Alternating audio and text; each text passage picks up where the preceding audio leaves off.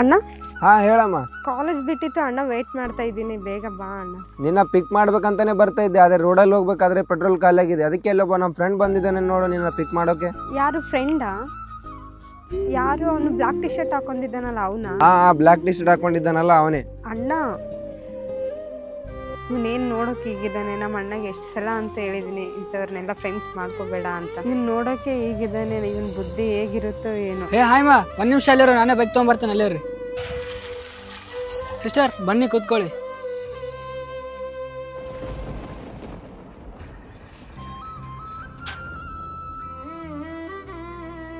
Thanks ಅಣ್ಣ. ಸರಿ ಆಯ್ತಮ್ಮ, ಮತ್ತೆ ನಿಮ್ಗೆ ಏನಾದರೂ ಹೆಲ್ಪ್ ಬೇಕಾದ್ರೆ ನಂಗೆ ಹೇಳಮ್ಮ. ಮಗ ಎಷ್ಟೊತ್ತ ಪೆಟ್ರೋಲ್ ತರಕ್ಕೆ, ಬೇಗ ಬಾರಲು. ಹಾಂ ಮನೆಗೆ ಮುಟ್ಟಿದೆ. ಅಣ್ಣ ರೀಚ್ ಆದೆ.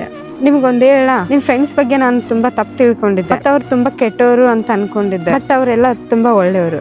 ಫ್ರೆಂಡ್ಸು ನೋಡಕ್ ಮಾತ್ರ ಹಂಗಿದ್ದಾರೆ, ಅವ್ರೇನು ಅವ್ರ ಎಂತ ಅವ್ರ ಮನ್ಸು ಹೆಂಗಂತೇಳಿ ನಮ್ಮ ಜೊತೆಗಿರೋರಿಗೆ ಮಾತ್ರ ಗೊತ್ತು. ಒಂದ್ ಹೇಳ್ತೀನಿ, ಅರ್ಥ ಮಾಡ್ಕೊ. ಮನುಷ್ಯನ ಬಟ್ಟೆ ನೋಡಿ, ಆಕಾರ ನೋಡಿ, ಬಣ್ಣ ನೋಡಿ ಯಾವತ್ತು ಅಳಿಬಾರ್ದು. ಸಾರಿ ಅಣ್ಣ.